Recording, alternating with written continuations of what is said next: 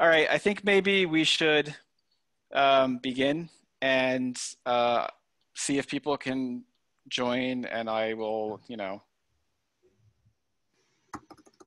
I will apologize to the world in the future. This is the first time I've done this kind of meetup. The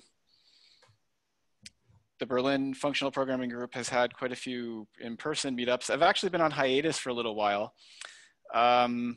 I haven't done anything in person in a while, and then the pandemic happened, and I thought this is a perfect opportunity to go deep into my network of functional programmers and ask them if they wouldn't mind speaking to us remotely. I've been trying to get Michael to visit Berlin. I wouldn't say I've been actively trying to get him to visit Berlin. I would say that whenever we're like drunk at a bar together, I'm like, you should visit Berlin. And he's like, yes, definitely. And then it never happens. Well, this has given me the opportunity and the excuse to invite him to speak to us. For those of you who don't know Michael, he is the Vice President of Engineering at FP Complete. He is a specialist in network services and cryptography, next generation DevOps, software solutions using functional programming, and bad jokes. That's the most important one. I think he's probably best known for his prolific contributions to the Haskell ecosystem, including Yesod and the Conduits library, and his contributions to the Stack build tool. Recently, I know that he's been dabbling in Rust. I'm sure he'll tell us about any other interesting projects he's got going on. He seems to always be doing something, giving talks somewhere, writing blog posts, doing tutorials. He's an exceptionally kind person and a tireless contributor to our ecosystem and our community. I actually don't know how he does it. It's always been inspiring to see what he's doing and to I don't know, absorb his content, and also to experience his wit and his enthusiasm. That's about as much ass kissing as I can possibly do before we get the talk started. So just a few notes about our meetup. On Tuesday next week, we will be having Runar Bjarnason. I think Runar is one of the more famous functional programmers in our small little world. He's famous enough that you can probably just call him Runar. He's like Cher, right? He goes by just one name. And he's been working on what I think is a very exciting new programming language and, I don't know, like programming concept called Unison. And he's going to be doing an introduction to that on Tuesday for us. And I suppose we won't have a password for that meetup. And I think we mentioned before that this meetup is being recorded. So we're going to post it on YouTube, and keep that in mind. It's a workshop format. Ideally, you'll be able to do some live coding, and also we'll have some Q&A later. So please come up with some really interesting questions to ask Michael about Yesod. I mean, you're going to get your answers from the source, so you should take advantage of this opportunity. And finally, the Berlin Functional Programming Group is hiring. All positions are open. None of them pay, but the rewards are exceptional. As you can see, you get to meet some of the luminaries of the functional programming world and participate in helping to build our community. If you would like to give a talk or you have ideas, please get in touch. I'm open to just about anything. Not everything has to be a talk. We can also just have like coding meetups or even shorter talks. Not everything has to be like a longer workshop format, but it would be great to use the pandemic to some positive end if we can. So with all of that out of the way, I'm going to hand things over to Michael and let him begin. Thank you, Michael. Welcome. Well, thank you for that overly kind introduction. So this is going to be a workshop, meaning I'm going to be trying to juggle having my face on the screen and the presentation and some code and a text editor and the demo. So if you can't follow what's going on, I apologize in advance. I probably won't be able to follow what's going on either. So yay, COVID-19, we all get to get together remote like this. Okay, so the name of this talk is a little bit weird. It's your second Haskell web app, so you're probably wondering what happened to the first one. I gave a talk in November at Functional Conf in India, and that talk was the first one. It was your first web app with Y and Warp. And this talk is going to start off with a very mini recap of the highlights of that talk, and then lead into where Yesod fits into this ecosystem. So if you don't know what Y and warp are, that's fine, I'm gonna explain it. This is an interactive workshop, meaning we're gonna be writing some code together, I'll be demoing it. You guys should definitely follow along at home. One of the nice things about doing this is everyone has nice internet as opposed to crappy conference internet or anything like that. You should install the Stack build tool. If you don't have it, you can get instructions on how to get it at this link or haskellstack.com as well, or .org. Yeah, that one. And then to make sure that you get all the stuff building, this is the command that we're going to be running later. So this, I'll explain what the commands mean, but you can use that. And let's see if I can just, I can't really copy paste. Can I copy paste? That's going to fail. Something's going to blow up in our faces. So I'm going to, there we go. Okay. So there's the command and there's the link. Cool. Okay. So if you get that building now, then it will hopefully be done by the time I finish this little intro. So who are the players in this story that we're going to be going through today? Haskell, I assume, is something that a lot of you already are familiar with or at least aware of. So it's a strongly typed functional programming language. And I'm going to claim and I'm going to assume that everyone agrees on this call. And if you don't, just, play along. Those are good things. Strongly typed is something we like. We enjoy when things are strongly typed. Functional programming is a good thing, and we like functional programming, and we wish there was more of both of these things in the world. GHC is the compiler for Haskell, the standard compiler for Haskell. This is going to be it's going to be central in everything we're going to be doing. I'm going to be referring to the compiler a lot. You're not going to be interacting with it directly, because instead you're going to be interacting with Stack, the build tool, which is the thing that's going to be wrapping around GHC. Now let's start talking about some libraries. Y, W-A-I, horrible abbreviation, horrible pronunciation, confuses the hell out of everyone. Y stands for the Web Application Interface. If you're familiar with Ruby, they have this thing called rack. I think Python has something similar. I don't remember off the top of my head. Basically, it is a standardized interface between a web application and something that's going to run that application. It allows you to abstract away which server you want to run things on. Do you want to run on Warp, which is basically the standard web server for Y? Do you want to run on Warp? Do you want to use fast CGI? You want to go old school and go for standard CGI? Do you want to test your application? We've got all these kinds of backends. If you want much, much more information on all this, that's the talk I gave back in November, but that's enough information for us to understand today the rest of this. So now, based on what I've just told you, we've got this ability to write web applications, but everything's at a very low level, and that's where Yesod comes into play. Yesod is a web framework, meaning it is trying to solve the common problems of what you're trying to do in web development, and it builds on top of Y. So what exactly does it mean to be built on top of Y? A Yesod application is a Y application. There's a function, and if I remember correctly, it's called toYApp, and that function converts a Yesod application and generates a Y application that can just be run directly with Warp or any of the other backends. You can apply Y middleware, things like gzip compression or generating head responses to head requests or things along those lines. All those things happen, they just apply. Anything that exists, request logger is another common one. So all of those things just work. You can even do this cool thing where you're able to embed another Y application inside your Yesod application. So let's say that you wrote an application using Y or using another web framework like Scotty or Spock or Servant. You can go ahead and you can embed these things inside Yesod. So Yesod is really part of this whole ecosystem. To be fair, Yesod created the ecosystem. We created Y. I'm the one who created Y when I was trying to work on Yesod. So Y definitely works for Yesod, but fortunately it's worked for other web frameworks too. Okay. Now, what is Yesod? We already mentioned earlier in the part that's not on the YouTube video, sorry, YouTube audience, we already mentioned the word boring once. So I'm going to say it again. Yesod is boring. When you're building a web framework, when you're designing a web framework, you could definitely try to go out there and innovate and do things differently. And there are web frameworks that do that. Servant would be an example. Yesod is not that. Yesod takes a very different approach, which is we have the standard thing. It's an MVC approach. Things like Rails and Django. The last web framework I used before Haskell was in fact Django, and it definitely inspired some of the stuff that I was doing with Yesod.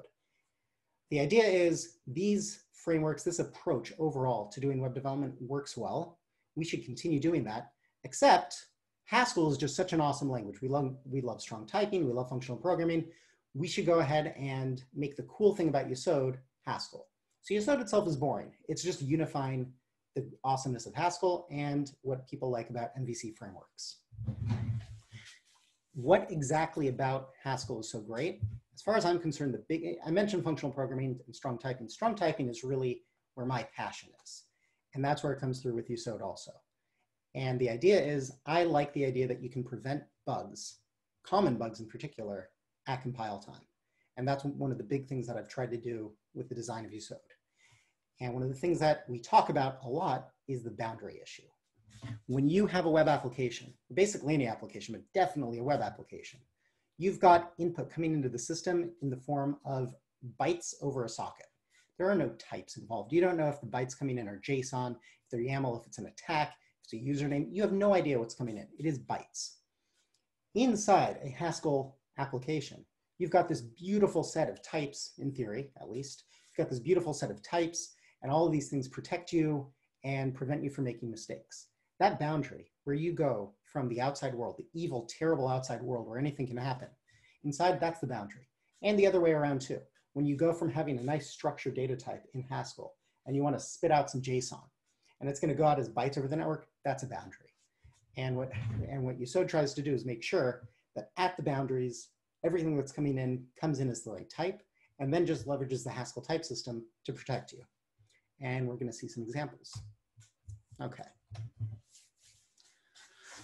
So there was a talk I gave in Germany, as it happens, 8 years ago or so. It was at some kind of a Java conference, and I was talking about how type systems can stop bugs.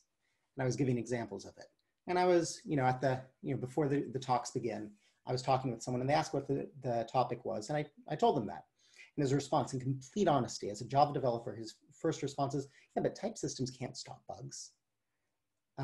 This is a problem. A lot of people have this impression, and I blame languages like C++ or Java that have a type system, but they don't really encourage strong typing. They make it too difficult or sometimes impossible to do proper strong typing. And I'll show you what I mean by proper strong typing. And as a result of that, you get all the pain of a type system without the benefits. And one of the things that I really believe is with a language like Haskell that makes it easy to opt in to doing things with types, based on types, you can get a huge number of these benefits.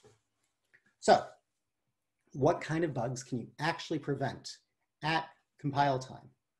One of the biggest ones is cross-site scripting or XSS attacks. I'm not sure how much of a web background everyone has, so I'm going to give a quick explanation of that. Let's say that you've got a form on your site for submitting comments, and the comments can come in from any kind of a user and it's going to appear on your page. A very common attack vector, I think still today, definitely in the old days of the web, a very common attack vector is someone would put some nefarious HTML inside a content field, gets submitted, it gets stored in a database, and then the application pulls the data out of the database, doesn't do any kind of sanitization of the data, doesn't escape anything, and boom, nefarious script tag lands on people's pages and hacks them. As you're going to see later on, we basically automatically solve that in Haskell because we're looking at things from a type standpoint. We look at HTML as a different type from text. Another one that we're able to do, and again, we'll see an example of it, is well-formed URLs. We have a route data type. The route data type represents all possible valid routes that can occur inside an application. And then we automatically generate parse code, render code, dispatch code based off of that. Now, this doesn't mean that it's impossible to generate a 404. You can still get a 404. You could still have something that doesn't exist in the database. It doesn't completely eliminate bugs, but that's not the point. You can't use a type system to prevent all bugs, but you can use a type system to prevent some of the common bugs so you can focus on the more interesting things. Another thing about Yesod, I'm going to ask this rhetorical question, rhetorical because I'm going to answer it. Is boilerplate evil? And I say yes and no. The kind of evil for boilerplate is when you are asked to write very similar code and it's easy to make a mistake and lead to a runtime bug. Yesod attempts to avoid those kinds of problems by using code generation. That's where you'll hear about template Haskell in Yesod, and the big example of this is in the routing. We use template Haskell in a few other places like for the templating, but it's actually less critical than it seems. Really, the routing is the core of Yesod, and the routing, we did make it a heavy usage of code generation. And yeah, you'll see that. So I've been talking at you for long enough without showing you any code. It is time for live coding, and everything is going to break. I guarantee it. Everything is going to go off the rails. So prepare, have fun. This is going to be exciting. Okay, so the scaffolding. No one likes writing an entire application from scratch each time. We like to take some pre-built scaffolding and build it. We are going to use the stack build tool, and now this is the command I told you at the beginning, but now I'm going to run it. And hopefully I'm not sure if anyone noticed, GitHub was like having some downtime issues earlier today and some requests were failing. Okay, good, it worked. So now I've gone ahead and I've created my application. It's called my second app. It's based off of the Yesod web/simple template. This Yesod provides multiple scaffoldings that you can use. They use different database backends. For the talk I'm giving today, I wanted to just use the simple one. There's no database backend, there's no authentication. Those things exist, and you can use the Postgres or the MySQL, or if you're really crazy, you could use the SQLite backend. Okay, so now I'm gonna go into this directory. I've shown you guys down here. Here's some of the contents. We're not gonna look at all of this, we're gonna look at some of this. Now I'm gonna go ahead and build the application for the first time. The application, and Yesod bin, which is the Yesod binary, and that is gonna provide us with the development server that we're gonna use. Actually, I don't need to run that because I already ran it. But we're going to go ahead and get started.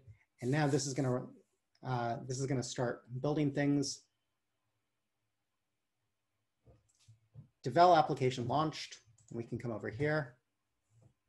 And boom, we have a website. Yay, talk over. All right, everyone who's playing along at home, you should at this point have an application running too. I hope that's the case. I'm going to be opening up Vim. As everyone knows, Vim is the only real editor, and Emacs is it's an operating system that some people like for some reason. Steve, can you check if anyone signed off as I said that? Because that would be really funny. Okay, cool. So this is our application, and we're going to be making some modifications to it. And since I can't keep track of anything myself, I'll be bouncing back and forth with the slides to be talking about that. But hopefully everyone's got something up and running. Since this is a workshop, I'm going to pause for just a second if anyone has questions at this point or is having any kind of issues. I probably can't fix the issues right now, but I can give you sympathy.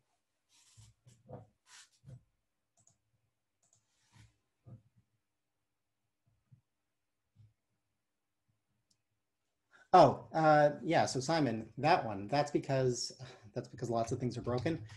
Do export lang equals c.utf8.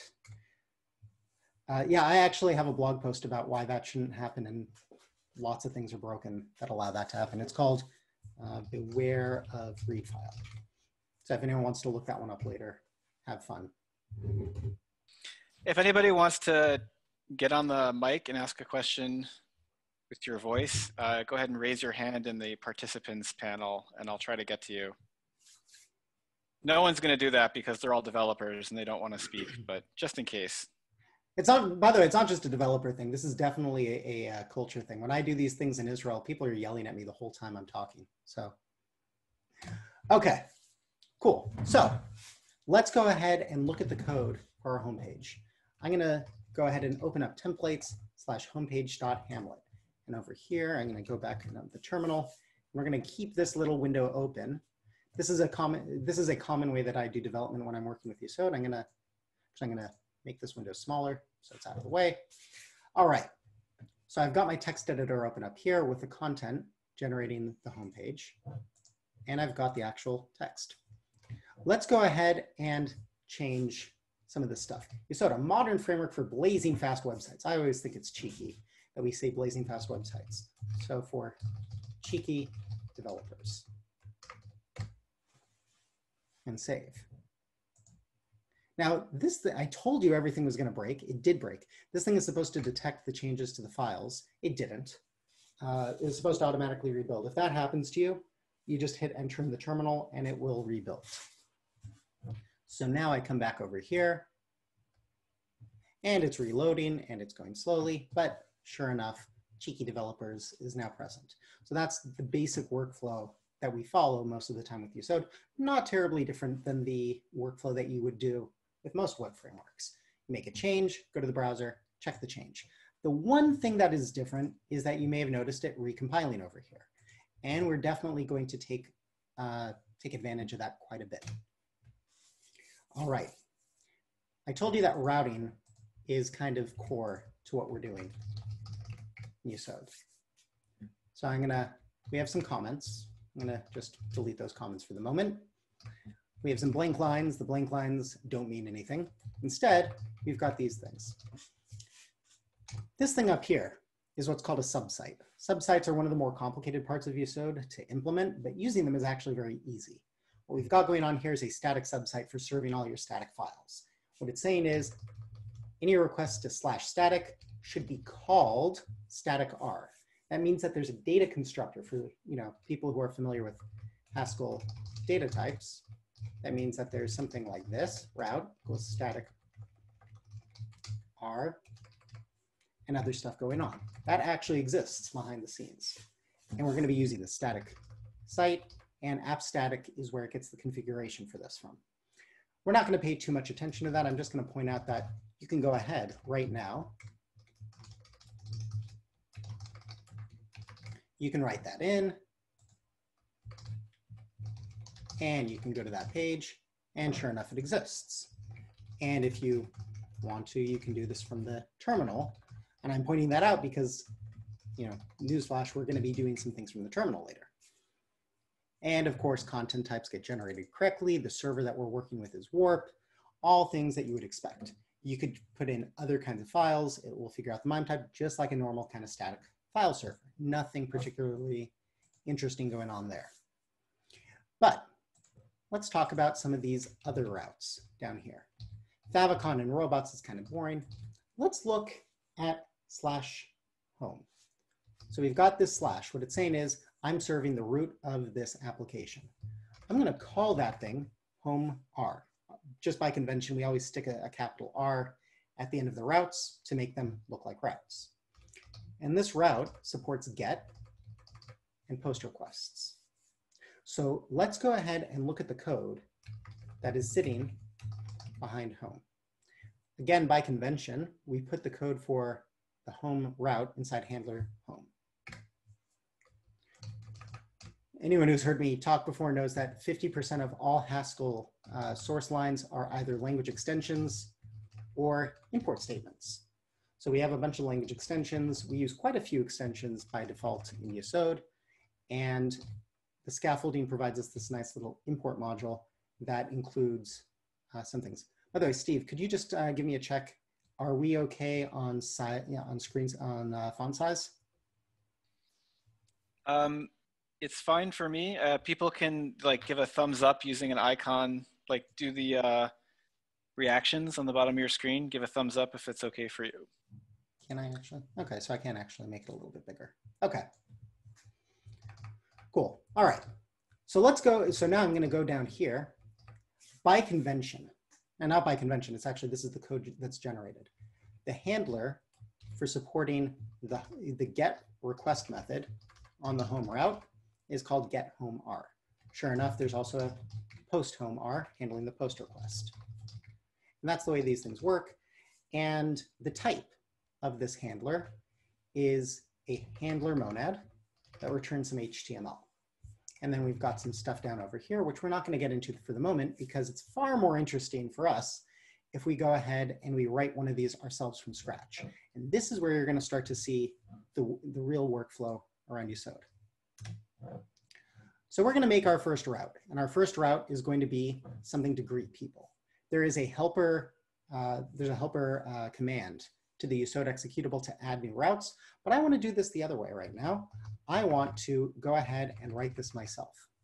Oh, I shouldn't have saved that. Okay, fine.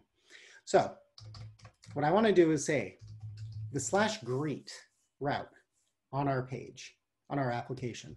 It's going to be called greet R, and it's going to respond to GET requests. And I'm going to write this thing. And now let's see what happens. We're able to go down here and look at things getting compiled, and everything works until we get here. And this is where we're able to do what I like to think of as compiler-driven development. We can let the compiler tell us what needs to change. So over here, make Yesod dispatch. It's creating a dispatch function, and it's saying, hey, look, you told me that you support this thing called greet, but you haven't told me how to implement it. If I pop open that application and I go down to line 47, well, look here. We've got a bunch of import statements for our other handlers. So I'm going to go ahead and import handler.greet. Can anyone guess what's going to happen next? Steve, you can guess too. Even when I do this in person, no one actually screams out and gives me the answer. I wish they did. No such module. Say again? No such module. Could not find module handler.greet. Very good. Okay, cool. So what we're going to have to do is we're going to have to go ahead and create the handler greet module. And because I am so lazy, I'm a good Haskeller, I'm going to copy paste the top of handler home, put that in here, call it greet. I'm going to save. Yesod doesn't know yet that it needs to be watching that file. So I'm going to give it a manual kick in the pants, tell it, please go recompile, and it's going to find this thing. Still doesn't have the get greet function, but that is easy to put in place. This thing is going to return some HTML also. And fun little trick in Haskell, I'm going to go ahead and fill it in with an undefined to start off with. And let's just see what happens. We get a nice little warning telling us that I'm an idiot because you don't want to use undefined. You actually want to implement this thing. But let's go ahead and reload our application. Everything works. You can see that it's making the requests. And now let's go to /greet. Internal server error. That's very nice. We're being told that undefined is a problem, and it came in greet line 14. So not bad. Now it's time to write our first function, our first handler, I should say. There is a helper called default layout, which goes ahead and applies all of the standard layout rules that apply to this application. It's all part of the scaffold. All of this beautiful bootstrap stuff that's sitting here is going to come in automatically. I'm going to set title, and the title is going to be hello there. And I hope everyone is following along at home because that's what you're supposed to be doing right now.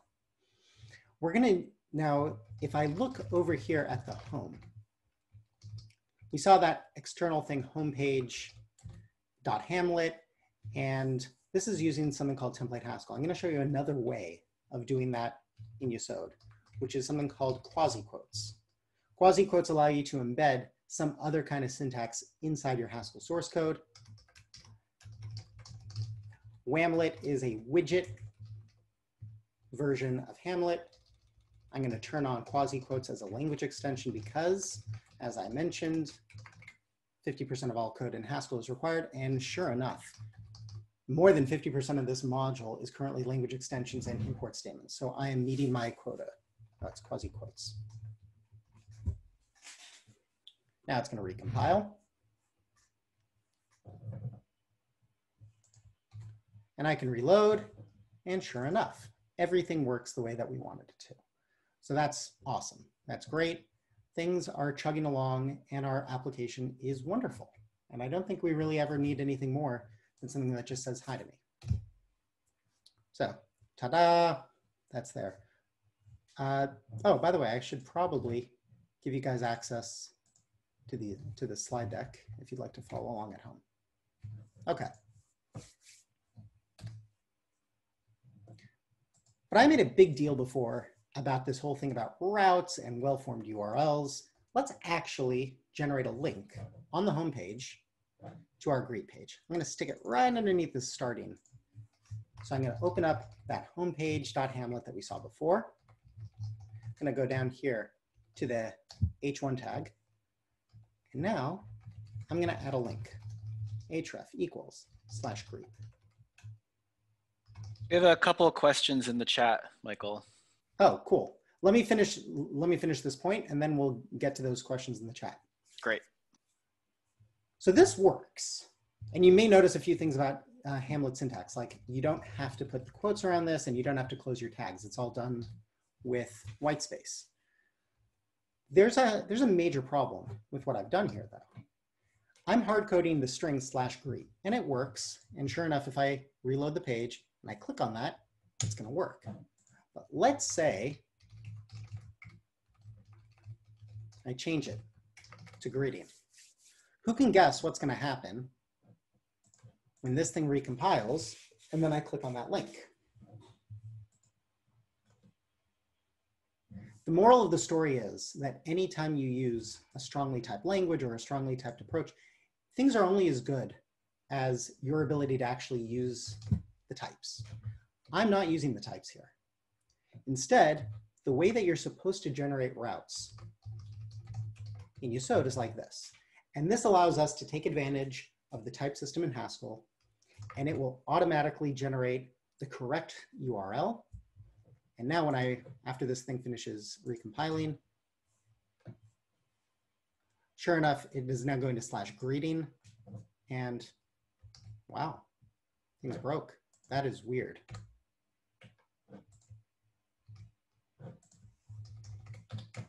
Apologies, everyone. I think I have a broken application. That is really weird. I told you everything was going to break.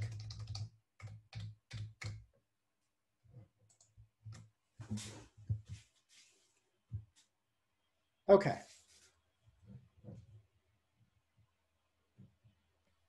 I like the motivational messages, though. Those motivational messages were written by Chris Dunn. I think they were wonderful. It was a great addition. So, okay, cool. So that is basically the point, and that is, yeah, that's the whole point about links, routes, and writing your first handler. Let's do the questions. What's going on? So I don't know if they want to ask themselves, Artur, do you want to ask yourself? You can unmute or ask. Go ahead. The question was, how does Wamlet come into the scope of the module? But I think I got an answer that it's from the import module that's been generated. Is that correct? Yeah, I'm not sure if I heard the question. You're saying how did Wamlet come into scope?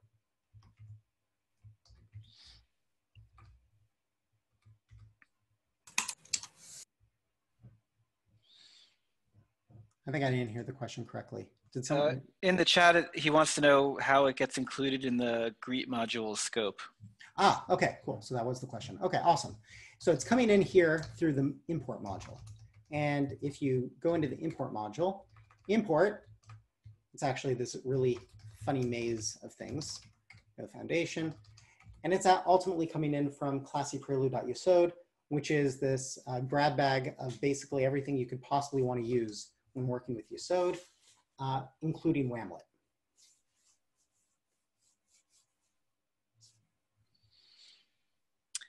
Cool. And there's one other question. I'm not sure if it was answered already. Pavel had a question. I don't know if Pavel wants to. It's resolved. It's resolved? Okay. Resolved? Okay. Self-answering questions are the best. That's awesome. Okay, anyone else have questions? I'll give it like a 10-second count. Okay. Cool, all right, let's keep going. URL parameters. So this whole thing of /greeting, that's kind of boring. I want to be able to give someone's name. I want to be able to do /greeting /Michael or /Bob or you know, I don't know. Obviously, we don't want to have to hard code every single possible name that exists in here. We want to be able to do parameters. So let's look at the syntax for that. /greeting / this hash, curly braces, and then the type, the kind of thing that you want to parse. So text means some arbitrary text. If I go ahead and I save that, as you can probably guess, the next thing that's going to occur is we're going to look at things getting recompiled. And boom, now we're staring at error messages. And if you're not a huge fan of Yesod or Haskell, you're probably thinking, oh no, an error message. If you're a fan of this approach, this is what I call the compiler-driven development. This is awesome. I've now been told what part of my application needs to be fixed. I'm finding out from the compiler instead of finding out from a test suite or finding out when it breaks at runtime. So what I know now is I gotta go look at this greet R. Previously, there were no parameters to greet R, but now there is a parameter and I have to provide one. So I'm gonna go ahead and provide the parameter, my name, Michael. I'm gonna come down here and now it's gonna recompile and boom, that worked. Uh-oh, now we've got another problem. The next problem is that getGreetR also needs to take a parameter. It has to have a parameter of the right type. In fact, just to prove the point, I'll make it an int first and pretend like that was the age. And sure enough, first we get an error message, very nifty, that the name isn't, that the age isn't being used, but more importantly, we get another error message saying that we were trying to treat something as an int, but it really needs to be a text. So let's go ahead and fix that correctly.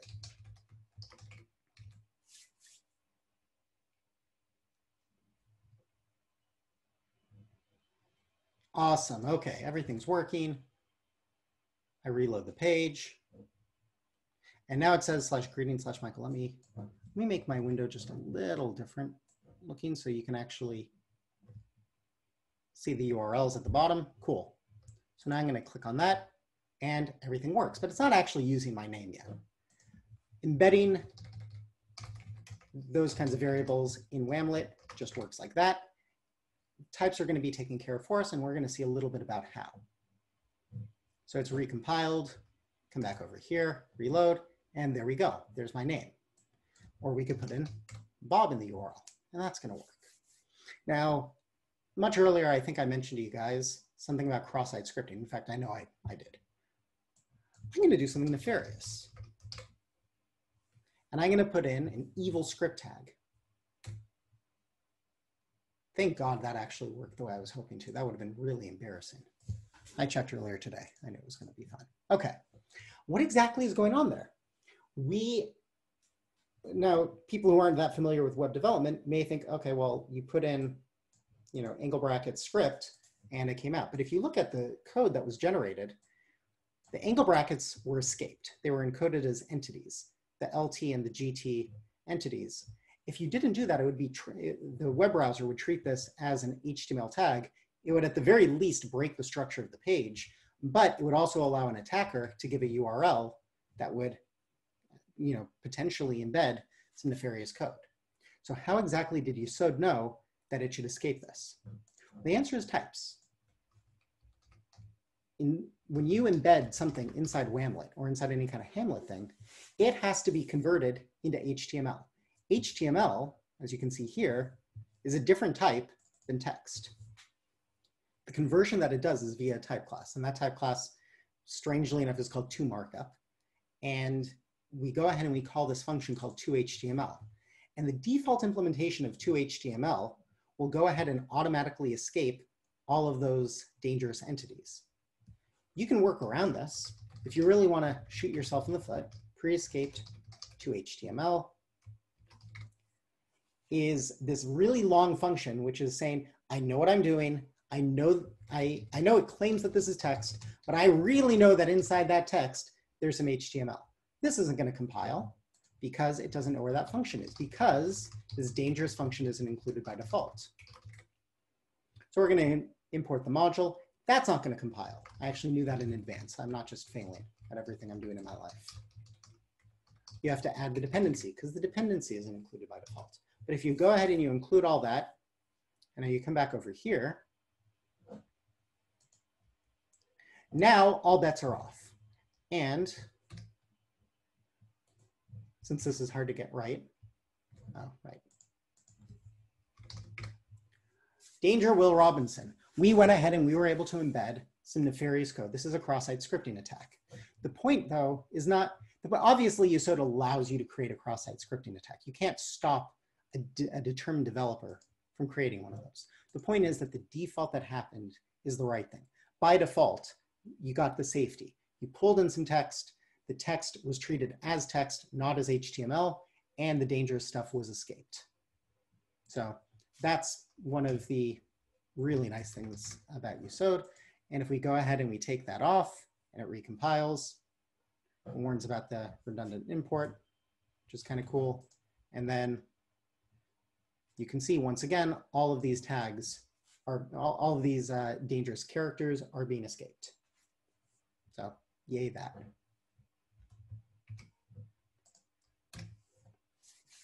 All right. I come from, you know, I'm an old guy. I come from the old days when we used to think that generating HTML was cool. You youngins these days don't like generating HTML. You're all about your JSON. So let's go ahead and look at how Yesod deals with JSON.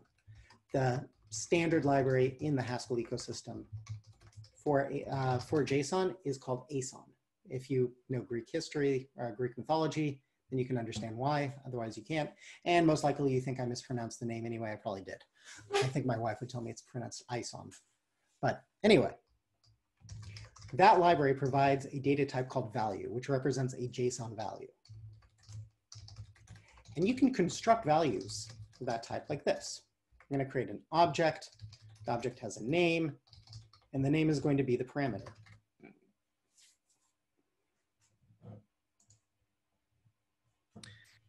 Michael, we have a question. Yeah. It's about a previous topic. Okay, wait 1 sec. Mm-hmm. Boom. Okay, yay. Okay, that was basically. Did I spoil your dramatic moment? You spoiled my dramatic moment. The drama's gone. I can't go on with life. Okay. Anyway, it's able to generate JSON as well. Put a pin in that. Yes. What's the question? Alex, would you like to ask directly? I'm not really sure.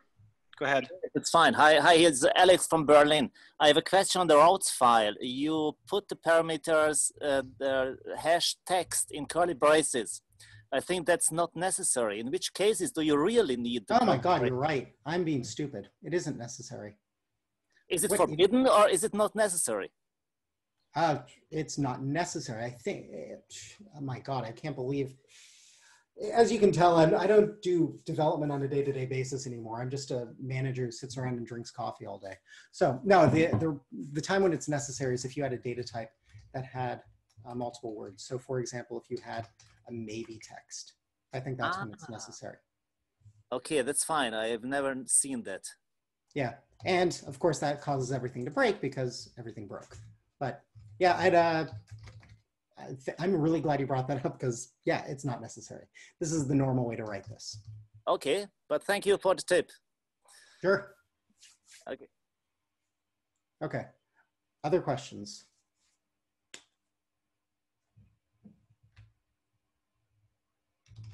Okay, cool.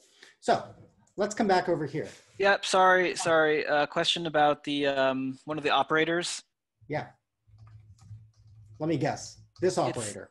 It's the ISON. Yeah, exactly. Yeah. I'm not going to claim that I'm a huge fan of the usage of operators. Like this, it is the standard way that the library works. That operator is, okay, it's a combination of two different things. Here, you've got the object function. The object function, I can actually just look it up. Oh, Stackage, by the way, the stackage.org has this search bar, and you can search through thousands of packages. So I'm going to search in the ASON package for the function called object. It's probably going to fail because it's just going to make, oh, it worked. Okay. I was sure it was going to make fun of me in this process. But anyway, object converts a list of pairs into a value, and a pair is a pair of text comma value. So what you could do if you wanted to, you could do this, and this is not going to compile. This is going to complain. And it's going to complain because I gave it a text and it actually wants a value. What you can do is you can convert this into some JSON like that. And that's going to work. The reason why this operator exists is because Haskellers are lazy and we don't like having to write all that stuff out. So this operator does it for you. You really excited some people with the plus package that you did in the search. Oh, really? Yeah, maybe you should do another talk, Stackage tips and tricks. You know, it's one of the best things about screen sharing and pair programming. I have learned so many like Git tricks that I don't know how many years I went without knowing that git grep existed. And like now I can't live without it. I'm sure somebody out there just had the same epiphany that I had. You can search through a code base with git grep, and or maybe everyone's laughing at me like, I can't believe that idiot didn't know about that. But yeah. People are asking for more tips and tricks. Okay. Here's one that don't give them too many. You know, I have to save something for next time. Just one more. I only yesterday or 2 days ago, I was doing some debugging on the site, that DevOps stuff that we were talking about, looking at that.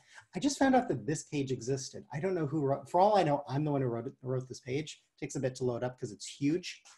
But this page shows you every package that has ever been in a Stackage snapshot and the last time that it was ever there. So that's kind of cool. Also down here, you can find out, information about which GHC version was supported by which LTS. There's some really cool stuff on the Stackage homepage. This is taking too long, so we're not going to bother with it. Okay, cool. So anyway, coming back over here, we've got some, oh, sorry, before I do that, what other questions do people have? I don't see any at the moment. Okay, cool. So one other cool nifty little thing is maybe, just maybe, you want to have this greeting work with both JSON and with HTML. That's a thing that actually exists in HTTP. It's called content negotiation. You can do that. And Yesod has built-in support for it. I want to select which representation of the data I want to use. I'm going to provide a representation. See, that's why Vim is better than Emacs, everyone. You can do those things. I'm just goading the Emacs people. I know you can do that too. Okay, so provide rep. And select, I want to select from multiple representations. One of the representations I want to choose from is this JSON. You may have noticed I didn't actually say anywhere that this is JSON. It just kind of worked. And that's because of types. Provide rep is able to look at this, say, oh, it's returning a value. Okay. We have to change this to typed content because we're no longer returning a value. Now we're returning something which could be of multiple different types. And we're going to provide the HTML representation.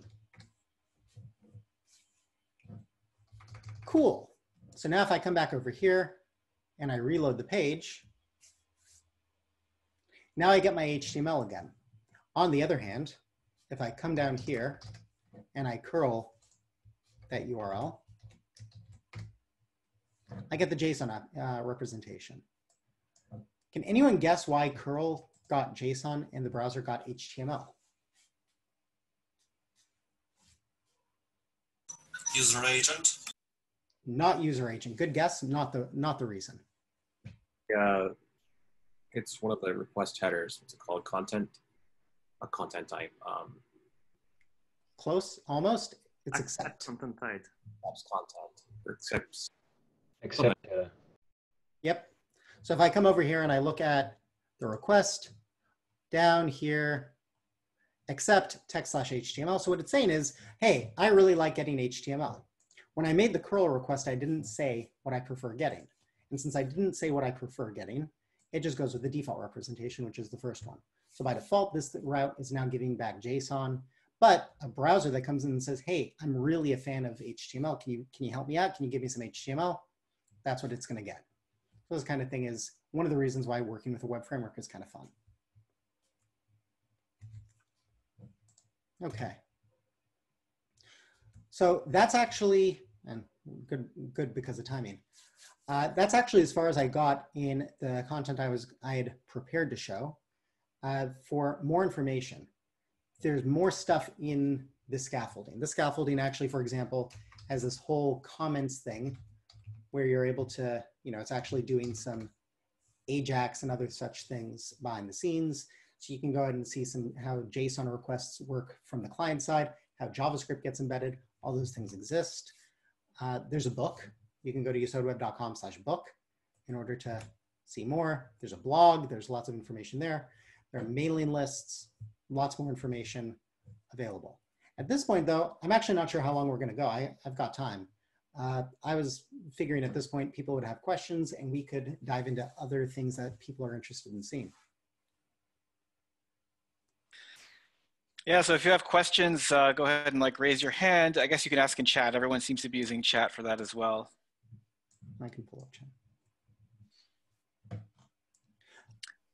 I actually, I only have some like dumb questions that I jotted down. I couldn't pay like super close attention because I was like keeping track of the audience and helping people out. Yeah. Could you repeat the relationship between Yesod, warp, and Y Sure. again? Yeah. So Y is an interface. Now, if you're dealing with another language like Ruby, for example, the interface may just be some documentation about the right way to pass things around. That's not the way things work in Haskell. In Haskell, interface means we're defining some actual data types. So I'm going to come over here. I'm going to look at network.y. And Y is going to define a request. And it's going to define somewhere else in this page a response. Y is essentially saying, hey, look, there's this thing called an application, and an application takes a request and it gives back a response. And the request is all this information about the headers and the body and a whole bunch of other information. And the response has information about the status code and the response headers and the response body. That's why. Warp is a server. Warp says, hey, look, if you give me one of those applications, I can provide it that request data type. I can go ahead and receive incoming requests over a socket. I can parse it. I can turn it into the right representation, and I can give it to your application. And then I can let your application run and process, and then your application will give me a response, and then I will turn that response into some binary data and spit that out over the network. That's Warp. Yesod says, hey, look, writing things at the level of talking about the raw requests and the raw responses, that's kind of annoying. That's a detail I don't want to have to deal with. I don't want to have to write my application by manually parsing the accept header each and every time I write an application. I want something that's going to handle that for me. I want a built-in tie-in with some kind of routing and route parsing, et cetera, et cetera. So Yesod provides all of that value add, all the batteries included kind of stuff on top of Y in a very opinionated way, my opinion. And it goes in and it provides all that. And then your Yesod application, actually I can show you that here. Your Yesod application is converted into a Y application. So we take our foundation type. You saw foundation pop up a few times. I haven't really explained that, but I'm not going to. Converts it into a plain Y application. And then down here, we return the Y application. And that's the thing that ends up getting run by Warp. Run settings. Yeah, there you go. So ultimately what it's going to happen is it's going to create an application, and then it's going to run the application with Warp, like with the various settings. So does that kind of answer how they all fit together? Yeah. Admittedly, I've been working in Express a lot recently, and I'm kind of looking for some mental analogies, but there are obviously things that there are no analogies for. So analogy would be Warp is Nginx, but as a library. And Yesod is PHP, but it doesn't suck. Well, I hope it doesn't suck. Some people disagree. Are there any design decisions that you regret having made with Yesod? Oh, yeah, so many. There are lots of things. That classy prelude bit that I showed you, I went through a phase where I thought that we should really be using type classes a lot and trying to do, I have a Perl background, a little bit of a Perl background. One of the things in Perl is the idea of dwemery. Has anyone ever heard the phrase dwemery? Do you know what I'm talking about? Do what I mean. So when you put in you put in something like lookup. Well, lookup seems pretty obvious. I have a mapping kind of thing, and I've got a key kind of thing, and I want to look up what the value is in that mapping kind of thing at that point. So classy prelude was built around the idea, oh, well, yeah, you can abstract over that. You can abstract over a map or a hash map or an associated list or a number of other things. And Yesod is kind of built around some of that kind of stuff. I've since fallen out of favor with a lot of this, let's be as polymorphic as possible. I'm not someone who says never use a type class. I think they have a lot of value, but I want to be a lot more judicious. And so if I was going to approach things again, I would be more careful about that. I'm also much less, I'm more paranoid about overcomplication, especially around monad transformer stacks. And I've done some work over the years to remove the complication of monad transformer stacks from Yesod in the past few years, I've been working on a library called Rio, which really tries to get rid of a whole bunch of those problems. And yeah, I would, if there was a Yesod 2.0, the big thing I would be doing is rewriting it based on Rio. So when can we expect Yesod 2.0? I actually try very hard not to do that kind of thing. I've been trying to avoid breakages. Yesod has been API stable for a really long time. Even, so we're up to 1.6. The delta from 1.4 to 1.6 was really small. From 1.2 to 1.4 was a little bigger, but still relatively small. I think that's a feature. That's another thing. I used to break things, especially before 1.0, because, you know, whatever, what the hell, you can do whatever you want. But I used to break things very often. Avoiding breakage is definitely a feature that I've come to appreciate the value of. So Hernan has a question. Hernan, do you want to turn your mic on and ask directly? Sure. I was thinking like recently on that the development is shifting a lot towards the front end. If you see fit Yesod for doing some way of an SPA, like if you can reutilize the templates in the client or something like that. We've definitely talked about doing that in the past. I know that development is moving to the SPA kind of approach in many cases. It's a reality, and there are definitely cases where that's the right thing. I am still a stubborn, opinionated person who thinks that it's done way too often, and usually the approach of just generating HTML on the server side makes more sense. That said, I realize the realities of the world, and people are doing this more, and I think some kind of unification of backend and front end, you know, the term isomorphic comes to mind, even though that's a funny term. Yeah, it could make sense. I don't have a design in mind of what that would look like right now. I've played with it in the past, but I don't have a solution that I'd really want to put out there. I'd be very interested to see what other people come up with and see if it's something that could ultimately be a recommended approach. I have some other questions coming in.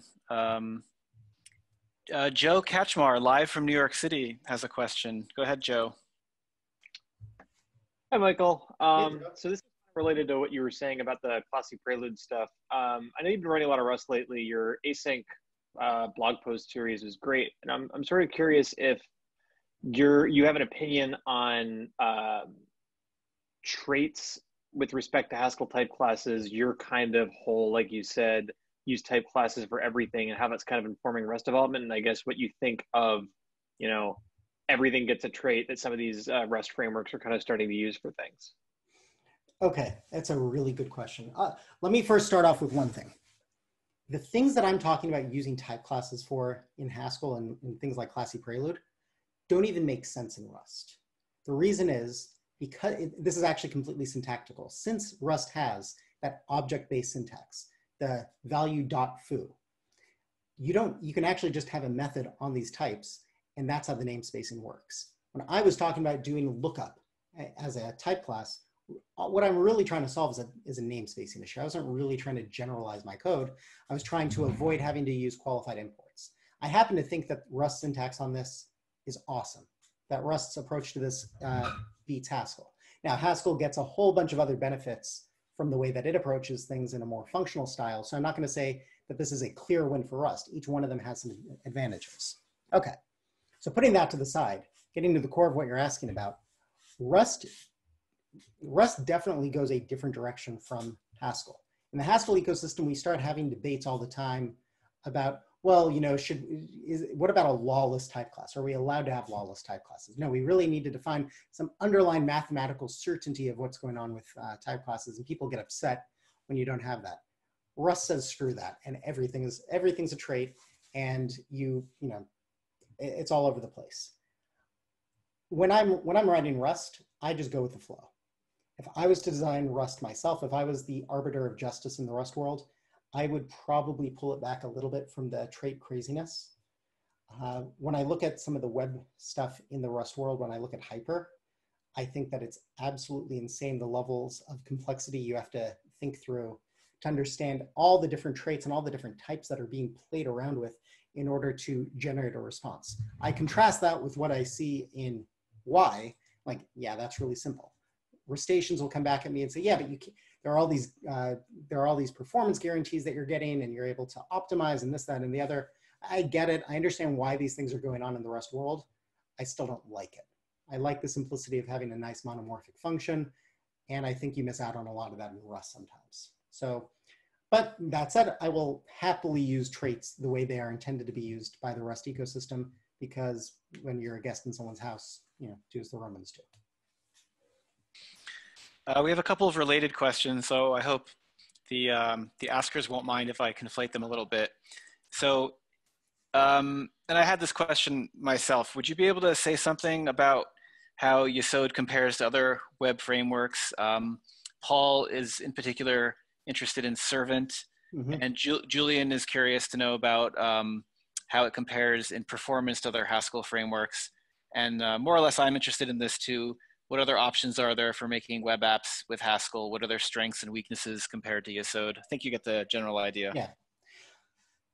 So Yesod, one of the things that Yesod gets accused of, and I'm going to fight back on, is the idea that Yesod is this heavyweight monstrosity, massive framework. What you see in front of you, what I've been showing you guys, is the scaffolding, and the scaffolding is a large thing that supports lots of different stuff. Yesod itself is relatively small. It basically comes down to that routing system sitting on top of Y. So if you use it that way, you're not looking at a very large component. Performance-wise, does it have an impact? Yeah, there are some features that it's providing you around resource management and around exception handling and things along those lines. And it does have a performance impact. You can get some, if you have a case where you have to be as fast as humanly possible, there are things you can turn off in Yesod, like turning off session handling and other things. That'll make it faster. And at that point, you're probably getting much closer to Y levels of performance. The Y will still be a little bit faster. So there is that performance cost. That's there. Most of the bigness of Yesod really is these additional features. My argument is you're probably going to want to use those features. I've seen all too often, and many, many times, I've seen people say, no, I don't need a web framework. I'm just going to use this thing. I'm going to use Y directly. Ultimately, you end up with the same thing as the lispers like to complain about. Everyone ends up writing a half-baked web framework in each of their projects. So I'd say you should use a web framework.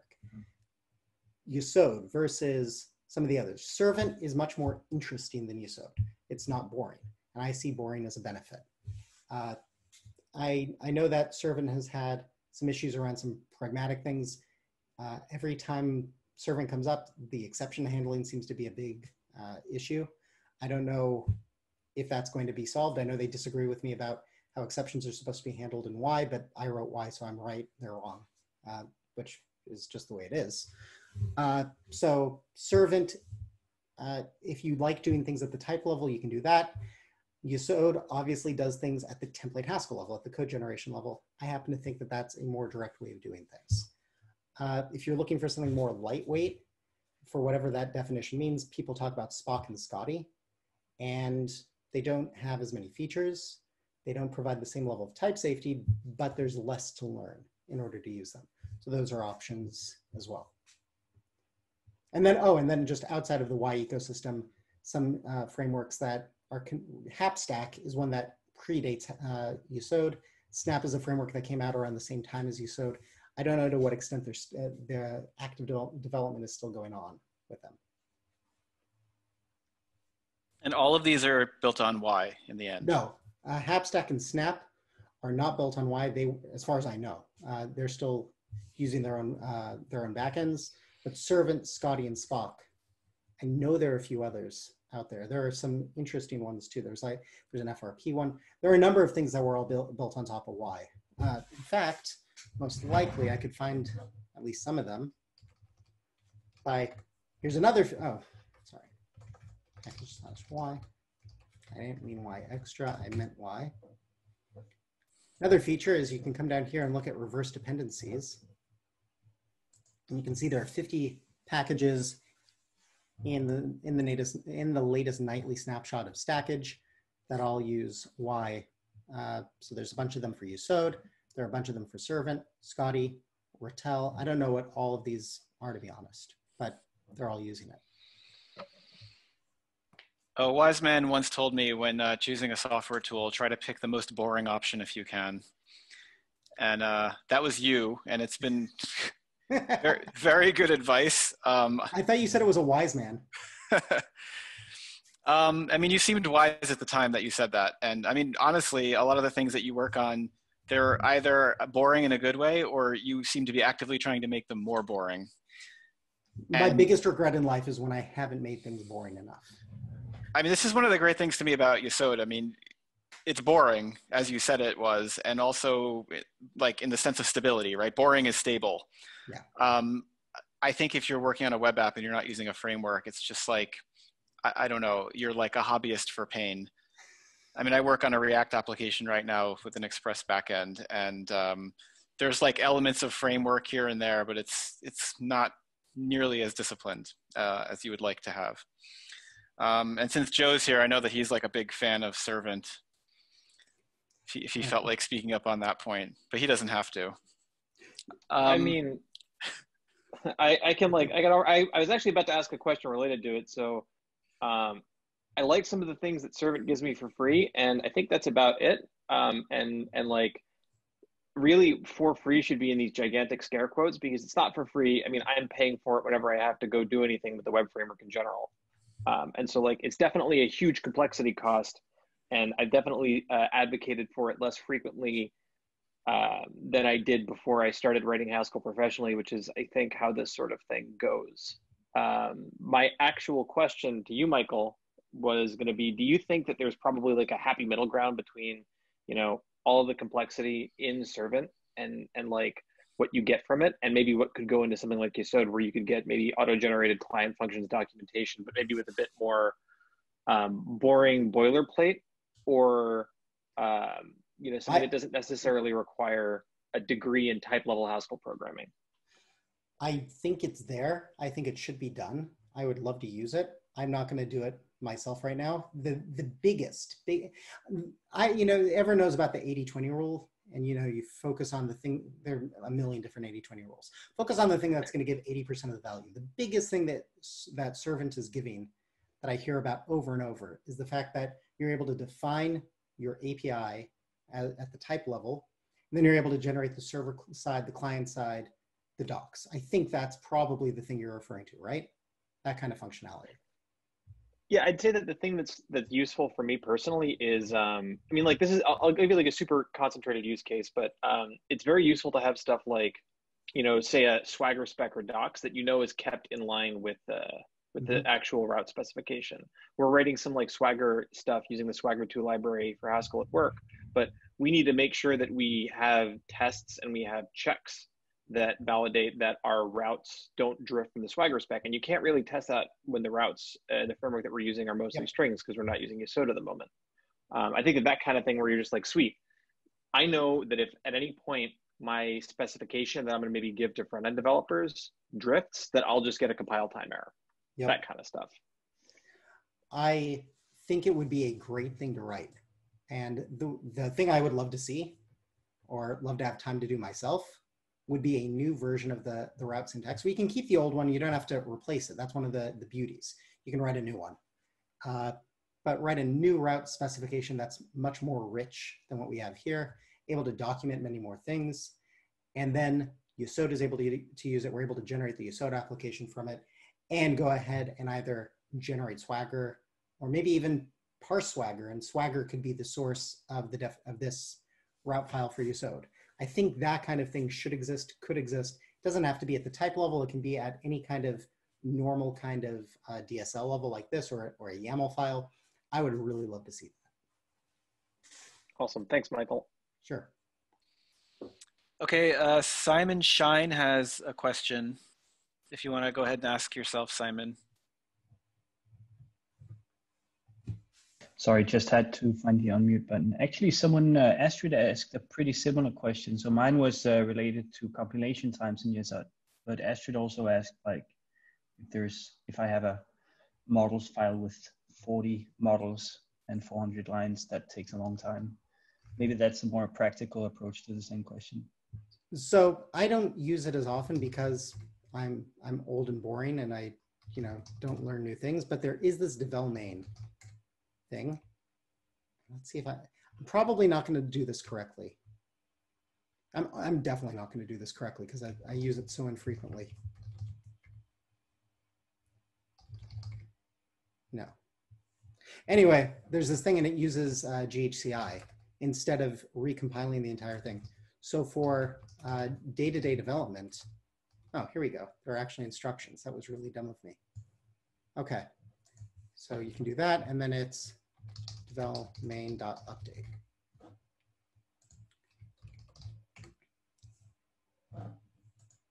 Oh, I was probably using the original one.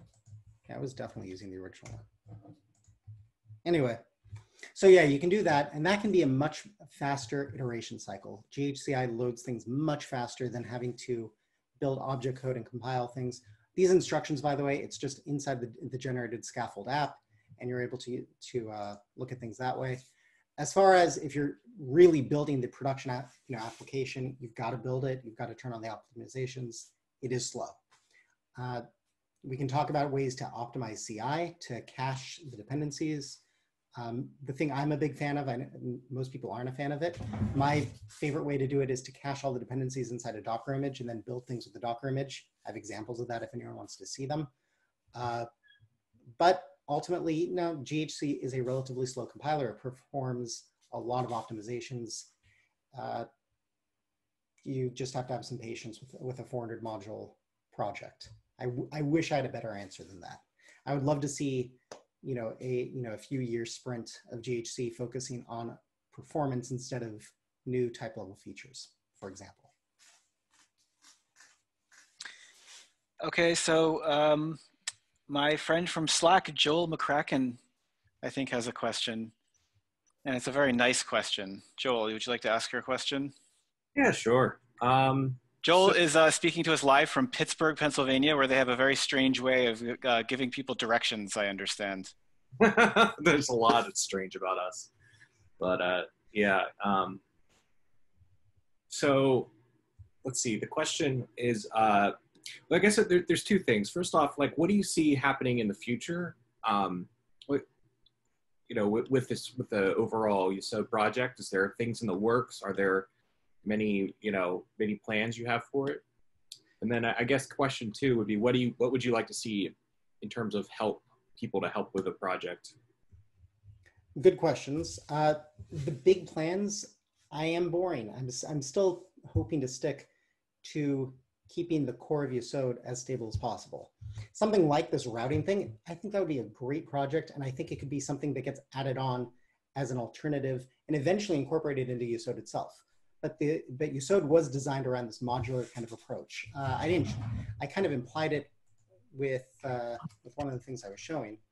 But here, if you look at Yesod core, this is the very core pieces of Yesod. And it's got a whole bunch of other packages that are all built on top of it. Things like form handling. Well, form handling is part of Yesod, but it's not part of Yesod core. If someone wants to, they can go off and they can design a better way of doing form handling. And they can implement that. And then we can just let the free market, basically, of open source decide, do people like the current version of the form library or do they want the new one? I want to see that kind of stuff happen. I want to see people innovating more and say, no, I can do this better. I think that the core concept of we've got strong types, strong routing, I think that makes sense. But as I was pointing out, even the routing component itself, that can be very flexible. You can go ahead and you can replace what that routing DSL looks like. I'd like to see those kinds of experiments happen. I'd like to leave the core of Yesod stable. I'd like to see people say, yeah, I can do this better. And then, ultimately the Yesod 2.0 comes out, 3.0 comes out, and we say, yeah, no one's using the old route syntax anymore. Everyone's moved over to this other better thing. It's time to deprecate it. It's time to remove it even. That's the direction that I see the project going in. Cool, thank you. Sure. Thank you, Joel. Good to see you.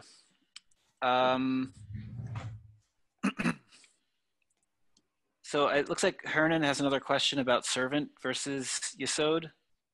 Do you want to go ahead and ask that? He answered already. I was asking about if you see something about like servant doing the open API spec, and you said like you wanted to do that from the route, so it's already Okay, answered. that was to do with your template Haskell question. Yeah. Okay. KK, would you like to ask your question about Rust Tokyo versus Haskell? Yeah, sure. Hey, Michael. Hey. So you recently wrote a nice series introducing Rust, including one article on Tokyo. So my question is, in terms of writing a network server generally, so not necessarily a web server, what's your personal preference? Is it with Rust with Tokyo, or is it still Haskell? Well, it depends. The first question is, am I trying to have fun or get work done? And I mean that quite literally. If I was going to start a new project, a new hobby project, just for fun, I would absolutely do it in Rust today, because that's the thing I don't get to play around with as much. I'm writing Haskell far more often than I'm writing Rust. So that's the project that I get to have more fun with. I get to explore things, get to learn new things. When I'm writing something in Haskell, and I'm an extreme example of this because I wrote most of the libraries that I'd end up using, there's nothing new for me to learn. I'm just grinding this stuff out. So if it's for fun, Rust. Next, if I just need to get something out the door quickly, absolutely Haskell, and I think for most people I would recommend that. Rust, I believe, still has a long way to go to make their network packages not only stable, but easy to understand, easy to use. I still think that there's a lot of work to be done there. One of the, if I had 1 million hours in the day, I think it would be very interesting to try to attack that and see, can you get those performance guarantees of Rust that they're trying to get without sacrificing ergonomics. They're very big on ergonomics, but I look at those network libraries, I think there's work to be done there. So that would be the next question. The only other thing that I'd look at is performance. The reality is Rust is faster than Haskell. I don't think for most applications people are writing today, it matters. I think the difference in performance between Rust and Haskell is going to be completely swallowed up by database access time, by stupid bugs that we're all writing on a regular basis. I'd rather have the extra productivity and have more time to myself to be able to debug things. That said, if I knew that there was an absolutely critical real-time component or anything else along those lines to what I was writing, there's no question that it would be Rust. If I had a question about, if garbage collection wasn't an option, or I was worried about heap management or something close to embedded, all those kinds of things where Haskell just doesn't quite fit the bill, I would jump over to Rust. But for standard, normal kind of application development, I think Haskell still has the edge.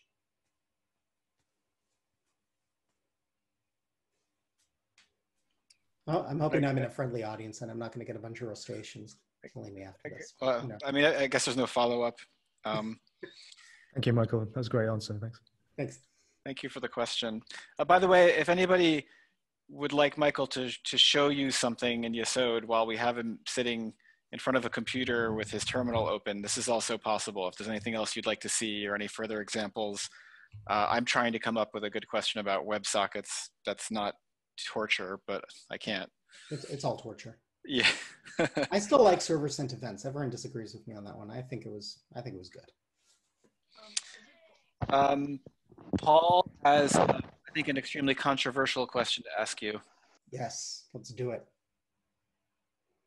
Hey, Michael. Thanks a lot. So you did mention Rio, and I just started looking at it, and I see that that's a practical thing that you sort of recommend, right? But then you mentioned about MTL, that it comes with a lot of complexity, and I understand that. And I was wondering, have you looked at any of the effect libraries? And if yes, do you see any of them sort of practical today and easy enough to use for like real projects? Good. So first off, good question. I haven't looked. The effect system is the effect library ecosystem is changing on such a constant basis. I know for a fact there must have been something new that's come out since the last time I've looked at it. So I'm sure there's going to be somebody out there who says, yes, but you didn't look at this library. So I'm not going to mention any of the libraries by name. I will tell you my general answer on it, which is every time this comes up, I ask people, what is the practical benefit you are trying to get out of an effect system versus MTL versus Rio versus any of these other approaches. And there are theoretical benefits people give, but I want people to be concrete.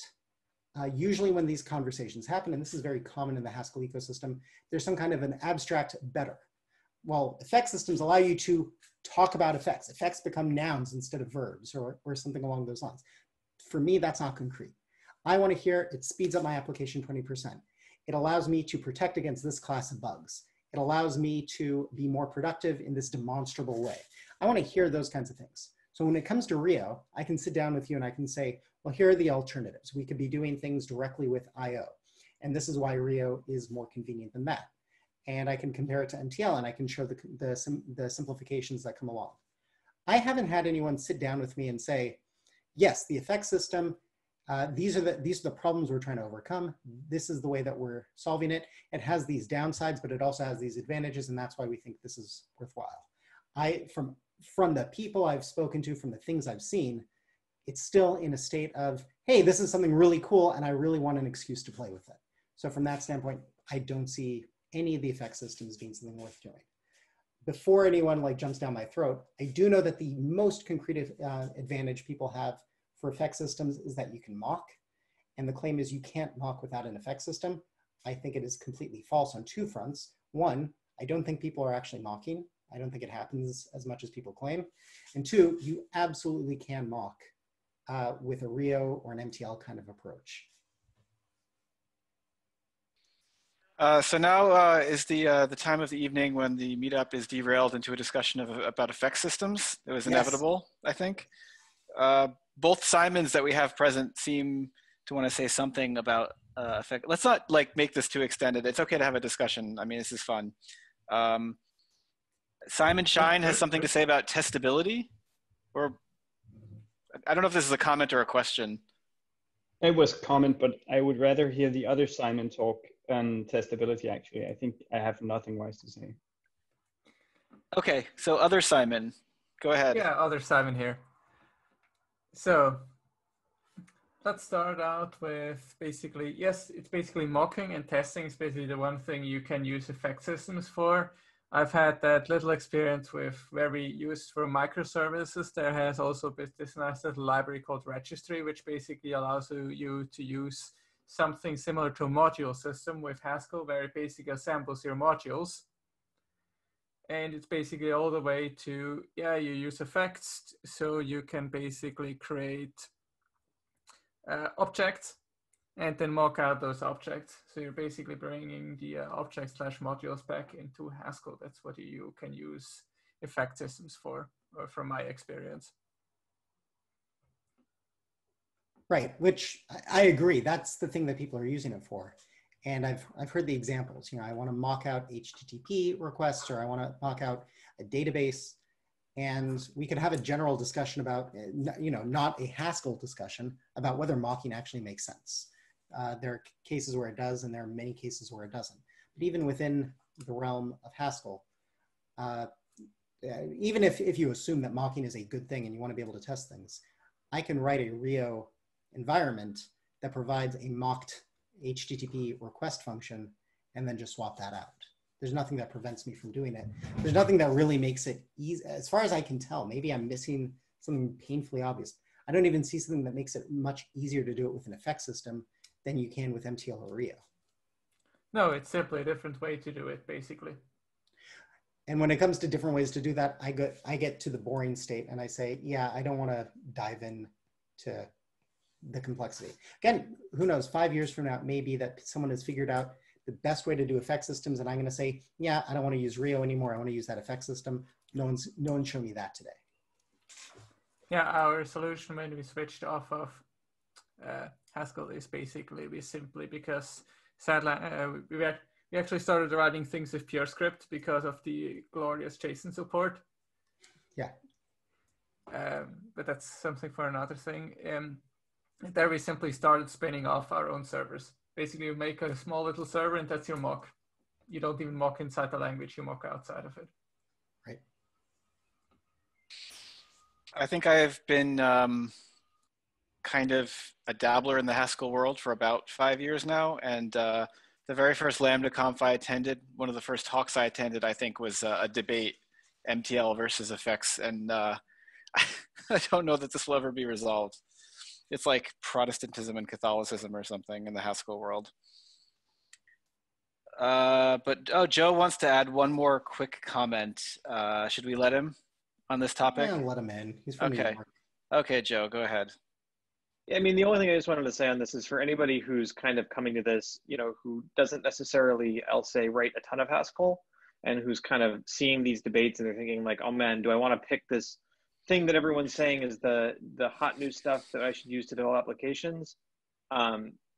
Ignore most of it and follow Michael's advice, or like go the way of using MTL for things like that, just because most of the ecosystem is written in the style of, you know, Concrete IO or Rio style things, or MTL. And having, you know, in at least one professional environment prior to my current one, seen what happens when things kind of go whole hog into effects, it can get weird. You raise the bar, you raise a barrier for contribution, and you start doing things that are more exotic even in the realm of Haskell. So like I would definitely slot that kind of stuff as fun things to experiment with on your own time to find interesting architectural development patterns, but you know, very much know what your target focus for building an application is, and like very carefully consider, if you're already using Haskell, you're gonna wanna make sure that the barrier to contribution is relatively low so that more people are gonna be able to pick it up and then be able to help you.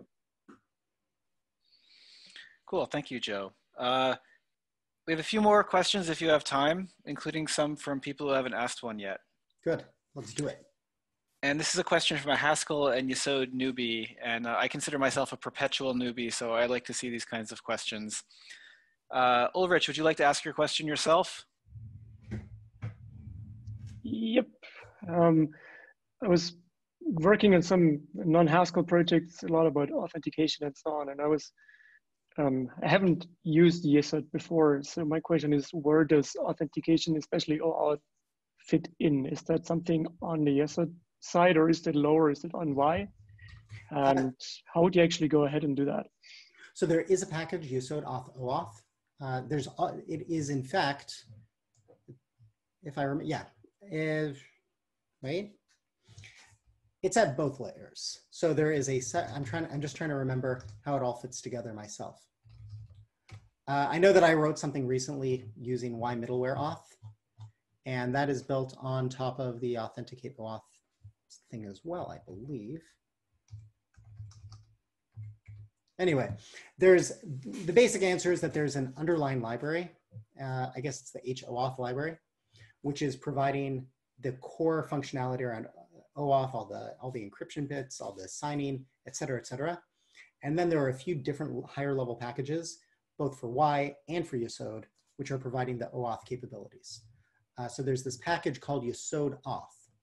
And Yesod Auth provides the general framework within Yesod for doing authentication. And the way it works is it uses Yesod session management. It's able to store information in the session about how someone was logged in, who they are, and so on. And then there are multiple different providers. So out of the box, we have providers like, well, browser, this is a deprecated one. This is for testing. We have an email provider where you're able to log in with an email. You're able to log in with password store. I don't remember that one off. Oh, that's something else. There's some password-based ones. There's OpenID. There's logging in with Google, which actually is using OAuth under the surface. And then there's the separate package OAuth to handle all the different OAuth providers. And you can tie this, this is providing a plugin that can work with the rest of Yesod Auth. And that's the way that these things work. Just to give you a concrete example, the Haskellers.com website is something that I wrote, and you can log in here, and it provides multiple different backends. You can see how old the site is because I actually have Yahoo support, because Yahoo was considered something important back then. So it's an old site. Google, Yahoo, Facebook, or OpenID. And that's the way that the Yesod's authentication system works. You can have multiple plugins. You could choose just one of the plugins. If you know you're just going to be working with OAuth, which is fine, then you can just go ahead and use the OAuth provider. Was that too detailed an answer? Actually, thanks. That was very helpful. Cool. Oh, sorry, just one other thing. I just wanted to point out, now that I know that you're going to let me talk a little bit more. So within Yesod, there are now these helper functions, things like require auth ID, maybe auth. You can use these functions to go ahead and say, well, I want to check if someone is logged in and get their information, and then it returns it as maybe. Or you could require it, and then if they're not logged in yet, then it's going to automatically redirect them to the login page. And that's the way you end up building these things up inside a Yesod application. So here in Haskellers, right now it's saying up here login. The reason it's saying login is because it checked using maybe auth, saw that no one is actually logged in yet, and is giving a login link.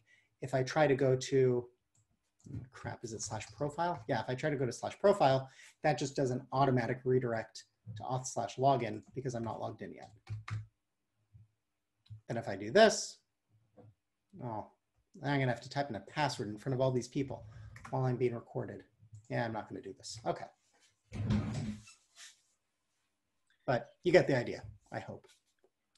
Guys, the entire plan failed. Yeah, thanks.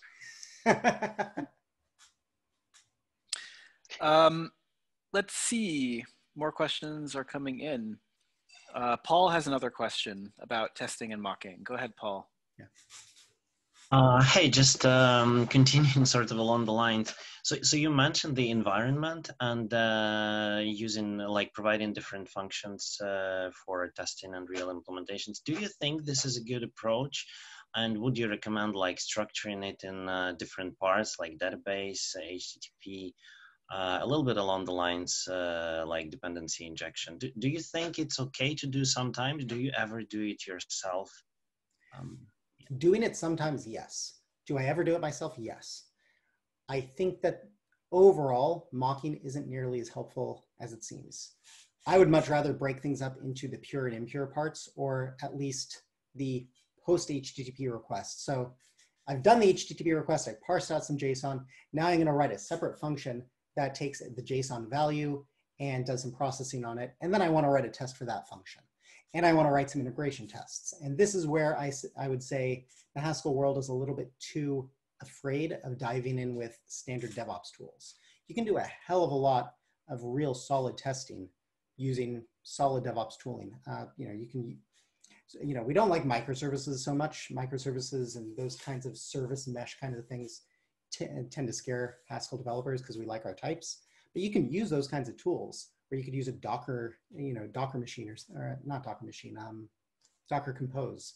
You can do those kinds of things to inject. Yeah, I don't want to go to the real API server. I want to go to this other API server and make it a much more realistic integration test. I think that's the thing that's missing. I don't want to be doing that at a unit test level inside some Haskell test suite. I want to be doing it as part of a holistic systems test. If you really need to be running a test that makes an HTTP request, don't bother with the mocking, generally. That said, no, there are times when mocking out an HTTP request would make sense. I just don't think it's as often as people think.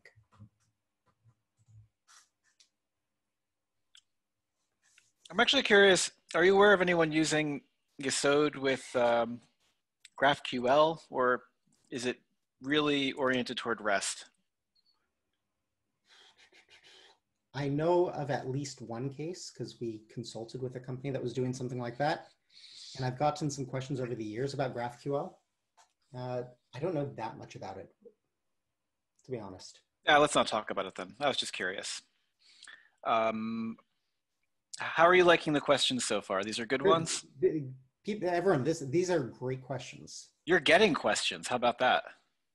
Yes. I mean, and I'm not getting yelled at yet. I mean, I'm sure that'll happen on some flame war on Reddit that I'm not going to see because I ignore flame wars on Reddit. So that'll be awesome. Yeah, I mean, I think this is great. We should do this like regularly. Well, quarterly.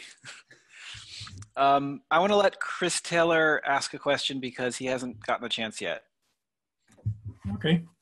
I was wondering if HTTP 3 support is on the roadmap or on the horizon at all. I'm also not sure if there's actually any new changes that HTTP 3 would bring to a framework like Yesod, or if the API is really the same upstairs of Y.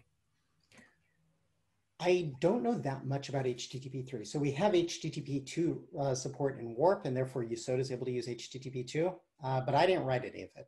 Kazoo wrote basically all, not basically, he wrote all of it. He's actually on the committee for HTTP2. He made changes based on his experimentation with it. He's done some amazing work. The only reason Warp is good is because he's taken it over from me. So he's an amazing guy, and he deserves a lot of love. Okay, so that aside, I know HTTP2 introduced some new functionality, some streaming functionality, some packaging. I know there's some new stuff in HTTP2. Yesod doesn't really expose any of that. I don't know how it would expose that. I'm just not familiar enough with it. And I really don't know what's going on with HTTP3 and what functionality we'd want to take advantage of. I thought that the main thing with HTTP3 was building on top of UDP instead of TCP, but I could be completely wrong about that. Yeah, that was my impression too. I just thought you might know. So I don't know if it even makes sense to make changes at the API or application level to account for that. Maybe it does. Maybe there are modifications that would, maybe there's some back pressure. Maybe I don't know. Maybe there's something along those lines. I don't know what it would be yet. But it's one of those things, if I had plenty of time to look into things, I would love to investigate that one. I'd love to play around with it a lot. Cool, thanks. Sure. Nobody could ever accuse you of working on the cutting edge, Michael. I'm going to start working on HTTP2 when HTTP3 comes out. That's when I'm going to migrate. We have some more questions about authentication. Yeah. Actually, we have a question on authentication and a question on authorization. Maybe we'll stick with authentication for now. And Simon Shine has a question about that. And then Ulrich has a question about authorization. So let's do Simon and then Ulrich. Okay, so my question was, is authentication with Yesod auth handled in each request handler, or can you specify it near the top of the routing system? Like, can you make a rule like everything below this is this authentication level or something like that? You can do it. I'm trying to remember right off the top of my head how to do it. I think it's, no. Okay. We're doing this live. And this is actually going to answer part of the authorization question as well, I believe. Okay. Here's a method. So the Yesod type class, I didn't really tell you guys about that at all. The Yesod type class provides a whole bunch of overrideable functionality. It provides defaults and then a bunch of overrides that you can provide to change the way that your application is going to behave. One of them is this is authorized. And is authorized says, here's a route. Here's a Boolean saying whether it's a write or request, meaning get and head are read requests, post, put, delete, those are all write requests. And then it returns this a value, auth result. Auth result is either you're authorized to see this, authentication is required, which would mean, hey, you're not logged in yet and you need to go do it, or unauthorized with some kind of a message saying you're not allowed to do this. So you can go ahead and at this higher level, implement this. There is also, and I'm definitely not going to remember all the details of this right now, there is also a capability in the route file, and I've done this at least once. There's some capability to be able to say, let's say that you've got /admin/foo, and then foo r get and bar. And you could do something like an attribute here. And now these routes will be tagged with the attribute admin. And then, let's see, is it just, yeah, I'm not gonna, oh, there it is, route adders. Then you're able to use this type class method, route adders, and get a set of all the attributes associated with it. So you could actually go ahead and say, these two routes or these three routes all require the admin, they're all tagged as admin, and then write an is authorized method based off of looking at those attributes. So you can do this all the way over here with just a little bit of help inside the Haskell code. Very cool. Thank you very much. Sure. And Ulrich, go ahead. Yeah, I guess it already answers part of that question. From looking a little bit further away, there's this different methods of how to do authorization. You look at the claims, for example, you get from OAuth, or you have your user directory and you have different roles. And do you have these specific abstractions in there, or you have to build them sort of using the directives you just demonstrated? So if I receive a OAuth and there's a couple of claims and I say, okay, if I have these types of claims, that's the routes I'm allowed to access. I say, yeah, I see. Is there some mechanism for that? Not directly. So for example, over here, I'm more familiar with the Google email one since, anyway, now I'm trying to remember exactly how this works. Yeah, you can get a whole bunch of information from maybe Yesod, maybe it's in the OAuth one. So when you do the authentication, you can get additional information. No, I'm not remembering this correctly. I'd have to look up, is this it? Maybe this is it. No. Yeah, no problem. Sorry, not remembering it off the top of my head. I do know that somewhere in this OAuth ecosystem, there's a way to get all those claims, and then you'd be able to set information inside the Yesod request, the Yesod handler monad that could be used later on, and query that and say, hey, does this scope exist? And you could do that inside the isAuthorized method. But yeah, I'm drawing a bit of a blank right now on the exact method that all this ties together. But you said Yesod is handling this your session state, and if you get like an access token from OAuth, you would then tie that with your session state, and so all the further requests you. Yes. Yeah. Okay. Yes, that is the way. Yes, that much is true. Each time you log in with Yesod, it sets this creds thing in your session. Cred says which plugin you used, so OAuth versus OpenID. It sets an identifier, which for things like, some things it's going to be the email address, for some things it's going to be the OpenID URL, and so on. And then extra is plugin dependent. And I think this is where the scopes end up going in. So Cred's extra is a arbitrary field. This is one of those places where even inside the nicely typed Haskell ecosystem, we need some kind of an escape route to get to dynamically typed stuff essentially. And that's what ends up going in here. So there it's plugin dependent. So you check which plugin was used, was it OAuth, and then you could go and do a lookup here to see which scopes are set. All right, thanks a lot. Sure. So Michael, I'm actually curious about the origins of Yesod. I've never heard you ask about it. I've never heard anyone ask you about it before.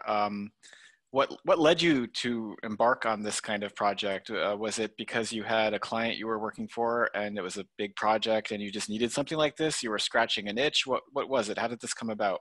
And probably a lot of masochism. That was probably a large part of what was going on. The real history is, in fact, the fact that I live here in Israel.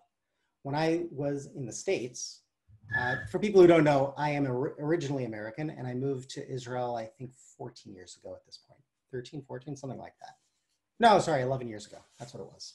I married that long. Anyway, different topic. Yeah, so 11 years ago, I moved here. I didn't work as a computer programmer when I was in the States. I worked in a completely different field. I was an actuary. I worked in the insurance field. I had been programming most of my life, and even as an actuary, most of what I did was software development for actuaries, building tools, things along those lines. When I moved to Israel, I was making a career shift, and I was trying to figure out how can I deliver web applications that I feel comfortable with? How can I work for a customer, work for a client, and feel confident that what I'm giving them isn't going to fall apart immediately? And I knew the tools that I knew at the time. I knew I didn't feel comfortable using those. And I probably, in 2020 hindsight, I probably made a really dumb decision, because now I believe everything should be boring, and definitely building a brand new web framework in this language called Haskell that I didn't know that well at the time, that was not the boring solution to how do you build a web application for a customer. But that's what led to it. I just, maybe some hubris, maybe a few other things, decided this is the only way that I'm going to be able to feel comfortable with making a delivery. Cool. So there are a lot of Yesod web apps out there floating around authored by you and others then?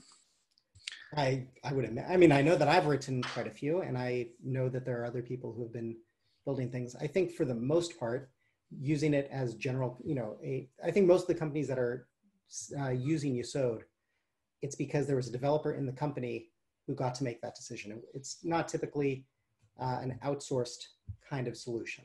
Typically, we're looking at a team that really cares about quality. That's usually how Haskell ends up being in there.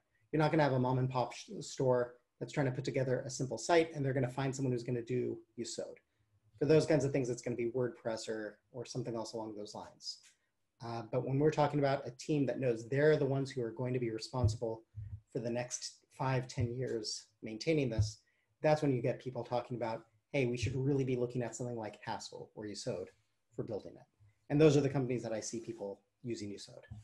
Yeah, I would guess that's the case. I mean, the path to adoption is also an interesting question to me. Like, how would you go about advocating internally to use something like Haskell, to use Yesod? This is not an obvious choice, right, for a lot of organizations. Yep.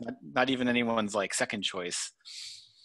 Right, and one of the worst, the two big mistakes I think people make when they advocate for Haskell or Yesod, one is overcomplicating. Say, we're gonna build all these abstractions, and you never actually deliver, and it looks like Haskell is just a massive mistake. Well, it wasn't a mistake. Haskell wasn't the mistake. The way you approached it was a mistake. It wasn't the right way to approach it inside that company. You shouldn't start off the new journey of using Haskell at this company by reinventing 27 libraries that are already popular on Hackage. Vector's out there. Just use Vector. Don't try to figure out a new way of doing byte strings. Everyone's agreed on using byte string. Oh yeah, well, I think that byte string could actually be better. Just shut up. Don't do that. Just go use the standard libraries. That's one mistake. I'm sure I had another mistake, but I can't remember what it was. I mean, I think a lot of Haskell developers either are, were, or wish they were PhD students in abstract algebra or something. I don't know. I mean, the magical thing about Haskell for me is it gives you access to a lot of power. I mean, in some way, you could argue it gives you access to like the power of mathematics writ large. And therefore, it can seem terrifying to some people who balk at that kind of power. And yet, I mean, I've had my own moments where I'm kind of put off by Haskell for this reason, or at least people who use Haskell. And there's yet so much you can do to leverage the boring, easy bits of Haskell. You don't need to do like type level programming to get benefit from Haskell. And I think a lot of that stuff probably gets the lion's share of the attention when it should probably get the least amount of the glory for what you can do with this language. If anyone on this call feels like taking some advice and going out in the world on this, give 20 talks in a row on why ADTs and pattern matching are awesome. We usually forget when we're so deep in Haskell that other languages don't have subtypes. You're not able to say this or that in another language. I do it all the time in Haskell. This is a regular thing. We have something that needs to run on AWS or Azure, and it needs completely different sets of configuration. It's trivial to model that in Haskell. I can model it exactly the way I think about it in Haskell. I mean, the big example for me is go look at the XML libraries in Java. Look at the way they try to deal with the very simple concept of, well, there's either an element or there's a piece of text. It is complicated. They have to deal with class hierarchies. It's trivial in Haskell. These things are great. And you can explain pattern matching to anyone. And it's beautiful in Haskell. It's even more beautiful than in Rust. Rust is getting a lot of attention, but the pattern matching in Haskell is just amazing to look at, and people understand it right off the bat. That's the thing we should be talking about more. We should be going to JavaScript conferences and everywhere else and saying, this is a great technique that everyone should be using. It doesn't sound like pro-functor optics, Michael, so I don't know if I'm going to attend this talk. I mean, joking aside, I mean, I've only been a professional developer for 3 years now, and like looking back, so basically I started programming when I was a child, and I just didn't want to do it professionally. Functional programming is what got me back into programming. There is some kind of magic to it. Yeah. I've gotten over a lot of the magic, and now it's more like, please ease my pain in day-to-day life because I'm doing it for a living. And there's a lot of pain in when you're a JavaScript developer. Yes. And the refactoring story alone for a language like Haskell should be enough. I mean, forget monads. Like, people want to talk about monads too much. The reason that we have syntactic sugar is so you don't really have to think about monads if you don't want to. But the refactoring in a dynamic language, I mean, developers like implementing things. This is my conclusion. They just want to implement things. But if you start with types, the implementation often just falls out of the types. Yesod is kind of a perfect example of that. Yesod provides the types that are the foundation for a web application. Then you can just go ahead and implement it however you want without worrying about data flow. The applications I work on a regular basis, it's like no one really thought about data flow. They just went and implemented something. They forgot how they implemented it. Then they try to test it. They probably forgot, like, actually, this is what I was working on today. We forget how these tests work. We're sitting there trying to fix broken tests. We don't know what they're testing, why they're testing it, how they're supposed to pass. And to me, this is the problem that Haskell solves. Haskell does not solve problems using fancy abstract category theory. I mean, that stuff's great. I mean, I'm not against it. I find it very stimulating looking at these things. But yeah, I have to totally agree that the problem that Haskell solves is like at the bottom of the pyramid. And yeah, totally we should be talking about these things and trying to make them less scary. The refactoring, oh my God, it's so much easier with types. Preach. Yeah. Preach. I've started the drinking, and that's why I'm getting a little bit more animated on this topic. Nice. I think there's maybe one more question that's, it looks like it's not Yesod related, but maybe we'll call this the last question. Okay. And then we can stick around for a few more minutes and have like a little after hours session possibly, but we'll formally close the meetup. So Paul has a question about Stack. Ooh, okay. You're the man for that. Presumably. Okay, I'll try to connect it to Yesod because what I wanted to do, I really like Stack because it's simple and boring, right? It just works, and then the whole compiling thing. I mean, it's really boring. It takes time, and then it just works, and I love that. And I wanted to try to do some server side and client side stuff, so Miso, JHC.js, and then I read that JHC.js. No, not really. So you have to get out of the boring. You have to do Nix. So it's not boring anymore. And I didn't do that. So what are the plans? Do you know? And also the binary caches, like, are there any plans about that? It's funny you mentioned binary cache. I was just thinking about it today. There are reasons why binary caching in Stack is a problem. Absolute paths being one of them.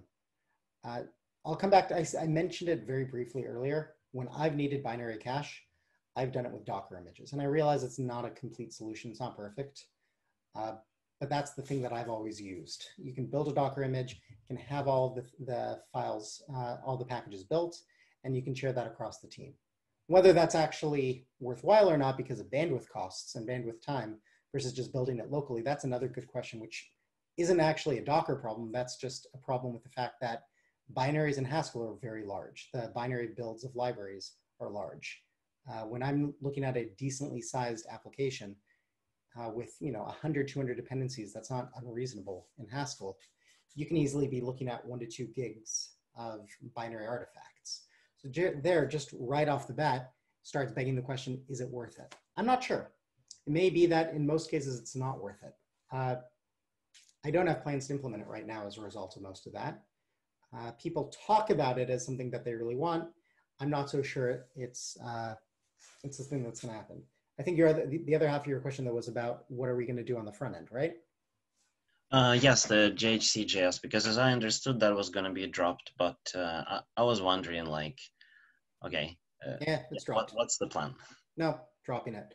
There hasn't been, the people who are advocating JHC.js are advocating Nix. If you want to use it, you're going to be in a world, you are already in a world of pain with Stack.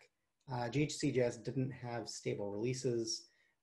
It was all held, as far as I'm concerned, it's still held together by a lot of duct tape and bubble gum. So we actually, at FP Complete, we built a huge amount of code on JHC.js. That was the core of the IDE. The first thing that we put out into the world as a company, it was all built on GHC.js on the front end and Yesod on the back end. And we did have our own build scripts, and those build scripts eventually did morph into Stack. So that's there from the beginning. We've come to the conclusion it's just not worth it. We use pure script on the front end, play around with the idea of Rust and WebAssembly, but it's not ready. Pure script is currently the thing I would recommend to people on the front end. I would not recommend GHC.js. I wish I could, because it's a really cool idea, but the story just isn't there, not in my opinion. And I can tell you that more than once we've been called into companies to come and rescue them from GHC.js code bases they have, and we've had to rewrite it. The best example was rewriting it in Yesod, just getting rid of the front end entirely, and everything ran better. So part of why I'm not always such a huge fan of spas as well. Again, my controversial opinion. So there are actually some more questions coming in, but I think maybe we'll end the meetup officially, and then if Michael wants to stick around for a little while longer, I'm gonna grab a whiskey if you want to join me, Michael. Ooh, that sounds like a good plan. I'm gonna turn off the screen share, and I will. Yeah, let's see if we can get some whiskey up here. We're gonna start getting real around here. Nice. Would you like to plug anything before we sign off? Plug anything. Your company, project. Yeah, FP Complete. I guess the biggest one is we're going hard in the direction of pushing DevOps right now and getting some DevOps stuff out the door. If you need help with Haskell, DevOps, Haskell and DevOps, we're definitely the place to come to. And overall, if people are looking to get Haskell, Yesod, anything along those lines, you're trying to get that out into the world, and you want to strategize on how to do that, I'm always interested in hearing more about that. Okay, great. I wanna thank you from my heart, Michael, for your generosity in giving us this much of your time. This was really a lot of fun. I really enjoyed. Yeah. I mean, remote meetups are difficult to get done right. You did it well. The audience, honestly, this is it's always much more fun when there are some serious questions that come in. I don't know what I'm doing, but I do know that people who are interested in Haskell and its tools are often really passionate about it, and very, very eager to learn more and meet the people behind the things that they make that they love. And I think that's what we got to do tonight. And thank you very much. Applauding doesn't really work in this medium, but if you want to click your reactions button on the bottom of your Zoom window and do a clap emoji, that's a fine substitute. And I just want to say, Michael, I'm really disappointed in your quarantine beard. You know, I'm actually talking about getting rid of the beard entirely because of the quarantine. It's really difficult to get a mask on, securely with a beard like this. This is the kind of practical approach that I would expect from you. What can I say? So I think we're going to end the meetup now. And if anyone wants to stick around and just chit chat, have a drink, you're more than welcome. But after this point, it won't be in the YouTube video. Thank you, Michael. Oh, cool. So now I get to say what I actually mean. Yeah, exactly. After hours.